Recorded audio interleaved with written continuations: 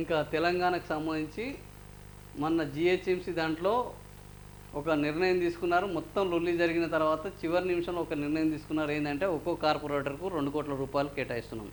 150 కార్పొరేటర్లకు 300 కోట్ల రూపాయలు. ఈ 300 కోట్లతోటి బ్రహ్మాండమైన అభివృద్ధి చేయాలి అని చెప్పారు.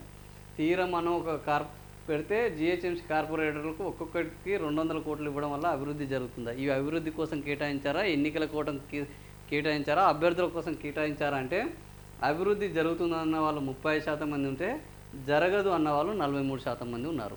సో ఓవరాల్గా ఈ నిధుల కేటాయింపు అనేది అభివృద్ధి కోసం కేటాయించింది కాదు, కార్పొరేటర్ల అవసరాలకు.